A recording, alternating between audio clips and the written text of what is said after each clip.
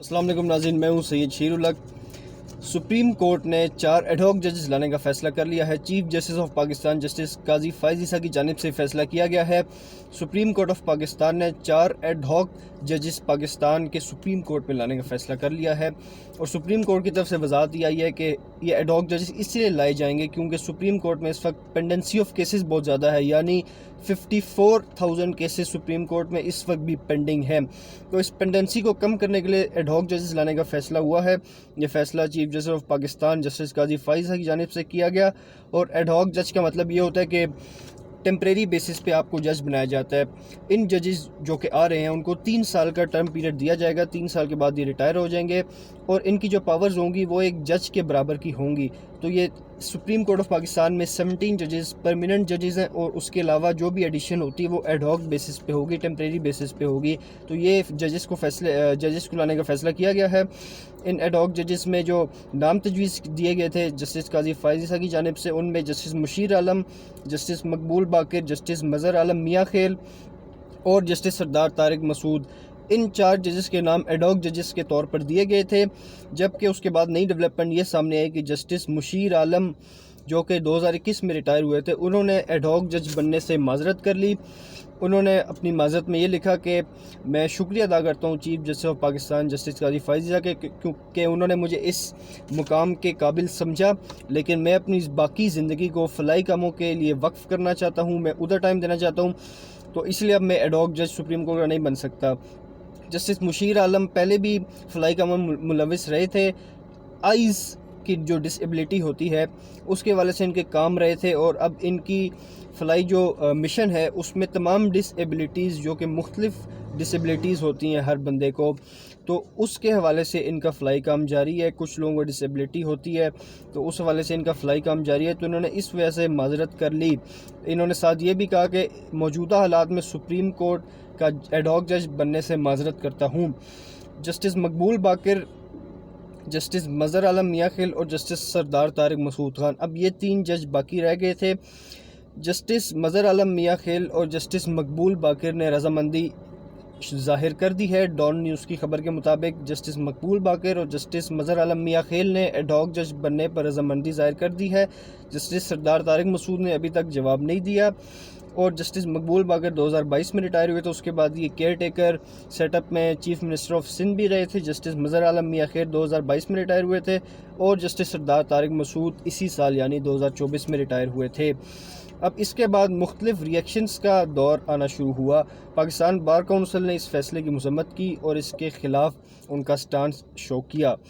पाकिस्तान तहरीक इंसाफ ने भी इस फैसले की मजम्मत की और पाकिस्तान तहरीक इंसाफ भी इस फैसले के ख़िलाफ़ है। इस पर बैरिस्टर गौर जो कि पाकिस्तान तहरीक इंसाफ के चेयरमैन हैं, उन्होंने भी अपनी ट्वीट की और उन्होंने इस फैसले की मजम्मत की और उन्होंने ये शो किया कि वो इस फैसले के ख़िलाफ़ हैं। हामिद खान जो कि PTI के रहनुमा हैं, सेनेटर भी हैं और सीनियर लॉयर भी हैं सुप्रीम कोर्ट के, उन्होंने भी कहा कि अगर इस किस्म की कोई कोशिश की गई तो हम वकला तहरीक भी चला सकते हैं। लगता है हामिद खान भी इस फैसले के ख़िलाफ़ हैं। तो अब बात करेंगे कि ये फ़ैसला क्यों हुआ और इसके क्या नताइज आ सकते हैं अगर ये इम्प्लीमेंट हो गया तो देखें, सुप्रीम कोर्ट ने तो अपनी वजाहत कर दी कि पेंडेंसी ऑफ केसेस को कम करने के लिए हमने फ़ैसला किया, लेकिन पाकिस्तान में कोई भी बड़ी डेवलपमेंट हो उसका ताल्लुक टाइमिंग से होता है।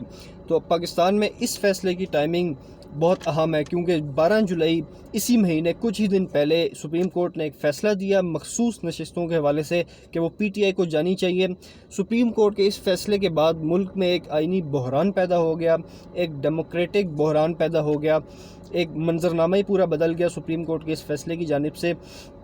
तो उसके बाद ये फ़ैसला आना, इसकी टाइमिंग पे लोगों के दरमियान शक व शुबात पाए जाते हैं, क़यास आराइयाँ हो रही हैं और उन क़यास आराइयों में से एक ये भी क़यास आराई है कि लोग ये सवाल भी कर रहे हैं कि ऐसा लगता है कि chief justice of Pakistan justice Qazi Faez Isa अपनी मेजॉरिटी खो गए हैं सुप्रीम कोर्ट में। जैसे कि हमने देखा कि रिज़र्व सीट केस में वो माइनॉरिटी में रह गए चीफ जस्टिस ऑफ पाकिस्तान के ओहदे के बावजूद, और जो मेजॉरिटी 8 जजेस थे उन्होंने अपना फ़ैसला दिया और उन्हीं का फ़ैसला माना गया, उन्हीं का फ़ैसला रिटर्न हुआ।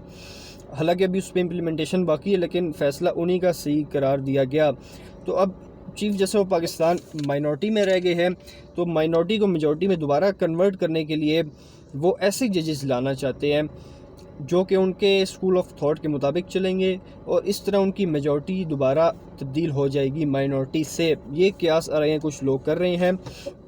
اور اس کا فائدہ کیا ہو سکتا ہے اگر یہ اقدام ہو جاتا ہے؟ تو اس کا فائدہ حکومت کو ہوگا سب سے بڑا، اور وہ یہ کہ حکومت اگر مخصوص نشستوں والے کیس میں اپیل دائر کرتی جیسے اس نے کر دی، اگر وہ فل کورٹ سنتا ہے، جو کہ ابھی مشتمل جو بینچ ہے، ابھی جو جس بینچ نے سنا کیس، تو اس بینچ کے علاوہ اگر ان ججز کو بھی ایڈ کیا جاتا ہے، اور جو نئے ججز بھی آئے تھے جس میں جسٹس عقیل ہے سندھ کے، اور لاہور ہائی کورٹ کے بھی 2 ججز آئے تھے جس میں جسٹس شہزاد خان بھی ہے، تو اگر ان ججز کو شامل کیا جائے جو ایڈ ہاک ججز ہیں، ایک نے تو معذرت کر لی اور 3 ججز اگر آ جاتے ہیں، تو ان کو شامل کرنے کے بعد ہو سکتا ہے کہ چیف جسٹس آف پاکستان کے پاس اکثریت ہو جائے اور مخصوص نشستوں والا فیصلہ تبدیل ہو کے حکومت کے حق میں چلا جائے. لیکن ایسا کرنا بہت مشکل ہوگا. اس کی وجہ یہ ہے کہ اس فیصلے کے فوراً بعد سے ریزسٹنس آنا شروع ہو گئی. حالانکہ محرم چل رہا ہے، لوگ اتنا ایکٹیو نہیں ہوتے، لیکن پاکستان بار کونسل نے، پاکستان تحریک انصاف نے اور مختلف رہنماؤں نے اس فیصلے کے خلاف بیان دینا شروع کر دیا ہے. تو اس فیصلے کو عمل میں لانا مشکل ہوگا. جوڈیشل کمیشن میں اجلاس ہوگا 19 تاریخ کو، 19 جولائی کو. تو اس اجلاس میں فیصلہ ہوگا کہ ان 3 ججز میں سے کس کس کو جج بنایا جائے، ایڈ ہاک جج. اور اس جوڈیشل کمیشن کے اجلاس میں جسٹس منصور علی شاہ بھی شامل ہیں، جو کہ next chief justice of Pakistan, ان کے بعد justice Munib Akhtar chief justice بنیں گے 2027 میں. تو جسٹس منصور علی شاہ اس وقت انتہائی اہمیت اختیار کر گئے ہیں، کیونکہ وہ آنے والے چیف جسٹس ہیں. Chief justice of Pakistan justice قاضی فائز عیسیٰ کے پاس 4 مہینے رہ گئے ہیں، ان میں سے بھی کافی عرصہ چھٹیوں کا ہے، سپریم کورٹ کی جو ویکیشنز ہوتی ہیں ان کا ہے.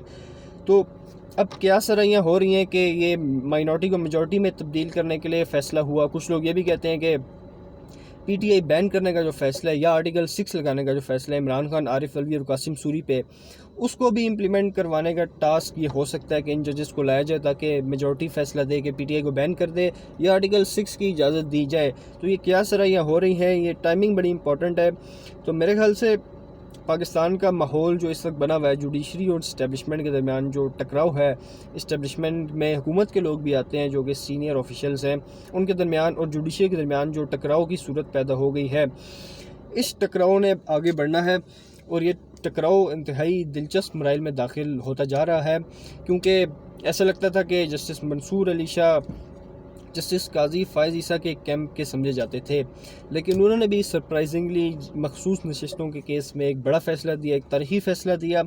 تو اس کے بعد اب سپریم کورٹ کی جو جوڈیشل پولیٹکس ہے وہ بھی کافی اہمیت اختیار کر رہی ہے، اور اس میں بھی کافی نئی ڈیولپمنٹس ہو رہی ہیں. اب دیکھتے ہیں کہ کیا ایڈ ہاک ججز کو لایا جاتا ہے، اگر نہیں لایا جاتا تو اس کی ریزنز کیا ہوں گی. ویسے میرے خیال سے ایڈ ہاک ججز کو لانا چاہیے، لیکن اس موقع پر نہیں لانا چاہیے تھا تاکہ قیاس آرائیوں سے بچا جا سکا، شک و شبہات سے بچا جا سکتا. سپریم کورٹ میں اگر ایڈ ہاک ججز کو لانا تھا تو آپ 8 مہینے، 1 سال، 2 سال پہلے لاتے، تب کسی نے بھی آپ پہ تنقید نہیں کرنی تھی. لیکن ابھی کیونکہ فیصلہ ہوا تو ٹائمنگ میں نے آپ کو بتایا بڑی امپورٹنٹ ہوتی ہے، تو اس لیے لوگ اب شک کر رہے ہیں. اب دیکھتے ہیں کہ معاملہ آگے کیسے جاتا ہے. دوسرا معاملہ یہ سنب جاوید کا کیس جو ہے، اسلام آباد ہائی کورٹ نے جمعرات تک گرفتار کرنے سے روک دیا تھا پولیس کو، اور اب سنم جاوید کے پی کے ہاؤس اسلام آباد میں شفٹ ہو چکی ہیں اپنی فیملی کے ساتھ. چیف منسٹر آف کے پی کے علی مین گنڈاپور نے ان کی فیملی سے رابطہ کیا اور ان کو وہاں شفٹ ہونے کا مشورہ دیا. فیملی نے ایکسیپٹ کر لیا اور اب سنم جاوید کے پی کے ہاؤس اسلام آباد میں شفٹ ہو چکی ہیں. یہ فیصلہ اس لیے کیا گیا کیونکہ سنم جاوید کو پہلے بھی پولیس کافی دفعہ اریسٹ کر چکی ہے، اور پاکستان میں کوئی گارنٹی نہیں ہوتی کہ کورٹس کے آرڈرز کو مانا جائے گا. جس طرح کورٹ نے آرڈر دیا پورا مانا جائے گا، تو پولیس دوبارہ بھی گرفتار کر سکتی تھی، ہو سکتا ہے کوئی نامعلوم لوگ بھی گرفتار کر لیتے. تو اسی سے بچنے کے لیے سنم جاوید کو ایک سیف جگہ پہ شفٹ کر دیا گیا ہے، کیونکہ کے پی کے ہاؤس کی سیکیورٹی اور اس کا جو سٹاف ہے سارا کچھ چیف منسٹر آف کے پی کے انڈر آتا ہے، اور چیف منسٹر آف کے پی کے پی ٹی آئی سے تعلق رکھتے ہیں، وہ عمران خان کے کافی قریبی ساتھی ہیں. تو اسی لیے سنم جاوید کو ادھر شفٹ کر دیا گیا. اب جمعرات تک وہ ادھر رہیں گی، جمعرات کو کیس ہوگا، ادھر وہ پیش ہوں گی اسلام آباد ہائی کورٹ میں. اب دیکھتے ہیں کہ اسلام آباد ہائی کورٹ کیا فیصلہ دے گی، آگے کیا ڈیولپمنٹ ہوگی. لیکن میرا نہیں خیال کہ اسلام آباد ہائی کورٹ کوئی ایسا فیصلہ دے گی جو سنم جاوید کے خلاف ہوگا. شکریہ.